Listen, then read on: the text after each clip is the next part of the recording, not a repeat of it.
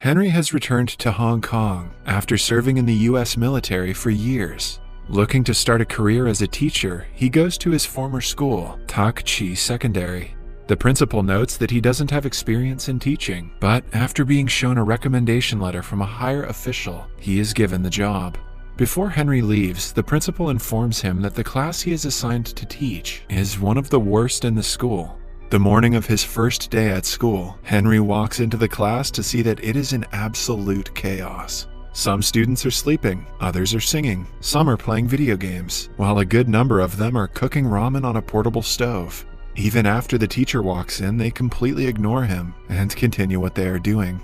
Henry tries to get their attention, but they pretend to not hear him. He gives up on trying to divert their attention and goes around the classroom commenting on the things they are already doing. The students who are cooking are asked to eat less ramen because it contains too much sodium. Henry then approaches a guy named Zufa playing ukulele and helps him with it. Similarly, he warns a gamer kid against the radiation he might receive from staring at the screen all day. Geez, if that's a real thing, then it's too late for all of us anyway. When the students finally start listening to him, he introduces himself and writes his name and phone number on the board. The students laugh because his handwriting is ugly. Then, someone from the students calls him and asks him to leave the class, but Henry laughs it off. The kids ignore him yet again and continue with the activities they were doing before his arrival. Having enough of it, Henry uses a rubber band and piece of chalk to trigger the fire sprinkler in the room. The students quickly spread out to keep themselves from getting wet. He finally gets their full attention and officially welcomes them to his class. Welcome to my class! After class, a group of 5 lowest-ranking students gathers in the sports supply room to smoke. The leader of the group, Jack, has a crush on an A-grade student from another class. The others find him staring at her picture and make fun of him. The group has a rivalry with the rich and spoiled kids from the school's basketball team. They enter the supply room and mock Jack, as usual, because he is poor. Later, the basketball team is practicing, while Jack and the group watch them from nearby. Jack drops a bottle on the court, which causes the team leader to fall. The group laughs, but is given detention by the school's English teacher, Miss Liang.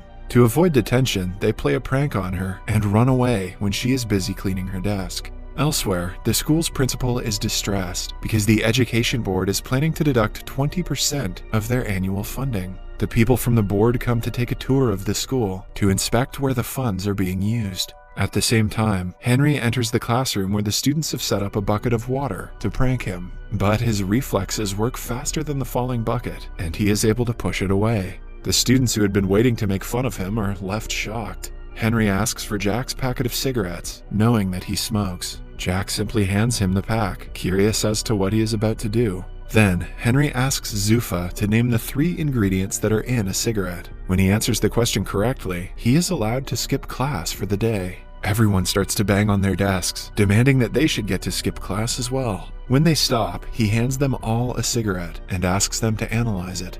Henry knows that if he simply mentions the effect it has on their health, they won't take it seriously. So, instead, he asks them about the outcomes of smoking cigarettes and explains how tar forms in their lungs. For the first time, they pay attention to the teacher and are actually interested in learning. After the bell rings, he asks them to return the cigarettes, and the students reluctantly agree. That day, in the cafeteria, the captain of the basketball team makes one of Jack's friends, Bruce, trip on his leg. This gives rise to an argument between the groups, which soon turns into a fight. They throw food and tables at each other, destroying the place. Later, Henry is informed that 5 students from his class have been temporarily suspended for starting the fight. Henry finds Jack fighting his opponent in the hallway and stops them. On being asked to calm down, Jack accuses the school of being unfair because the rich kids get no punishment. That day, after school, Henry goes through the files of all 5 students to find out more about them. The first guy is named Zufa, the son of a Pakistani immigrant who is always discriminated against because of his race. He is often accused of stealing by the policemen in his neighborhood. Zufa's only wish in his life is to become a musician. The second student is a girl named Danan. She was a disappointment to her father ever since her birth because he always wanted a son. Her entire life, Danan has been trying to gain her father's respect. She even cut her hair to a shorter length and played with cars to pretend to be a boy. Yet her father doesn't care about her, while he treats her younger brother like a prince. Then there are brothers named Bruce and Chris. Their mother ran away with a man when they were only kids, which turned their father into an alcoholic. The brothers only had each other to rely on while growing up. Bruce became obsessed with video games to escape reality, while Chris worked hard in a grocery store to make money for the family. Lastly, Henry can find no information about Jack's family background. In the following scene, we see Jack working at a restaurant as a waiter. An MMA bettor, Jian Ying, arrives at the restaurant with his business partners. When Jian Ying isn't looking, Jack steals his fancy lighter, but is caught. Jian Ying's men beat him up as he checks Jack's ID. After finding out that he is a student, he gives some money and offers him a job as their food delivery man. Somewhere else, Henry visits Zuffa's home and finds him running away from his father and his associates after stealing a ticket. He helps him at first, but after finding out why he is being chased, he takes the father's side. Then, he and Zuffa come to hang out at a bridge. To motivate Zuffa into doing whatever he wants, Henry sings with a band performing in the streets. Seconds later, Zuffa joins him and sings in front of people for the first time since being bullied at school years ago. Meanwhile, Bruce and Chris's father comes home late, like always, and orders them to bring him a beer from the store. When the brothers refuse, he yells at them to get out of his house. The next day, Henry meets with their father and convinces him to go to rehab for his son's well-being. In the meantime, Dinan's father brings her a bag of makeup products and asks her to act like a girl for once. Dinan is furious at him for always making her feel like she is not good enough. She applies the makeup on her younger brother and sneaks out of the house with the car key. She is about to drive away in her father's car, but is stopped by Henry at the right moment. He tells her that driving without a license is illegal and suggests an alternative. Following that, they go to a go-kart racetrack. Henry also invites her father and makes them race. The father and daughter show no mercy to each other during the race, and eventually end up outside the track. Suddenly, Dinan's go-kart is hit by a vehicle, but she manages to dodge it. Unaware of this, her father cries, mourning his daughter's death. Dinan realizes that he does in fact love her, and hugs him. The next day at school, Bruce and Chris, along with a group, are sent to a rehabilitation center to interview a recovering alcoholic. They're surprised to see that the person they have to interview is their father. The students ask him how he started to drink. The man answers that he loved his wife dearly, but she left him at the lowest point of his life. Hence, he started to drink and forgot that he had 2 kids to take care of. The man doesn't reveal that Bruce and Chris are his sons, but apologizes to them. By the end of it, the brothers are left crying. Somewhere else, Jack has started to work for the MMA bettor, Jian Ying. He offers Jack a lot of money to drug a fighter's drink in the next game. Jack is reluctant, but is forced into accepting the offer. On the day of the fight, Jian Ying sponsors a fighter, but bets money on his loss. Jack puts drugs in the fighter's drink, but is caught while doing so. Before he can blame Jian Ying, he is beaten up and locked inside a locker. A while later, Henry arrives there and asks the fighters if they have seen his student. The men ask him to return home, but Jack, from inside the locker, yells for help. After finding out he is being trapped, Henry attacks them and overpowers them easily. When the fighters step in, it gets a bit intense, but Henry dodges their attacks efficiently. By the end of it, he knocks out their best fighter, who is supposed to compete in a few minutes. In the following scene, they are at a hospital where Henry gets treated for his wounds. Jack tries to reveal the truth about Jian Ying, but is made to shut up.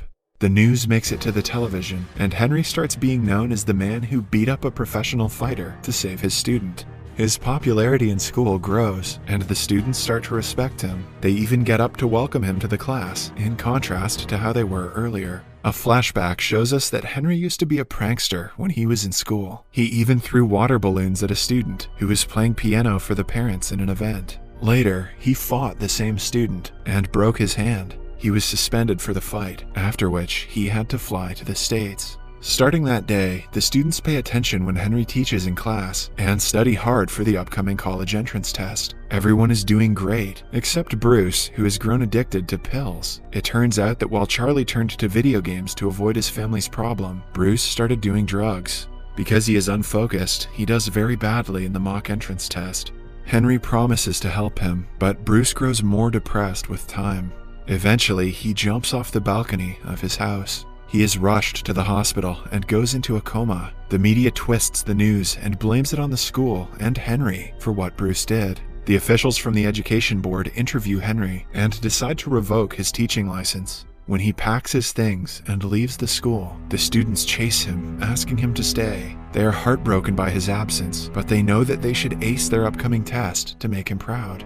From that day on, they study twice as hard to prove to the board that Henry is a good teacher. On the day of the test, Jack, along with all of his classmates, get a text from Henry asking them to meet in the school an hour before the exam. When the students gather, they find out that it was Jianying's trick to keep them confined in the school so they won't make it to the examination hall on time. He is doing this to teach Henry a lesson. A while later, Henry arrives at school and finds out about Jianying's plan. He lets the students free and fights all of Jianying's people to stop them from harming the children. They escape and quickly make their way to the examination hall, while Henry fights Jianying. While they are fighting one-on-one, Jianying reveals that he was the guy who Henry had thrown water balloons at when he was little. It turns out that ever since Henry broke his arm, he wasn't able to compete in a big music competition. Ever since the incident, he hasn't touched a piano and blames Henry for ruining his dream.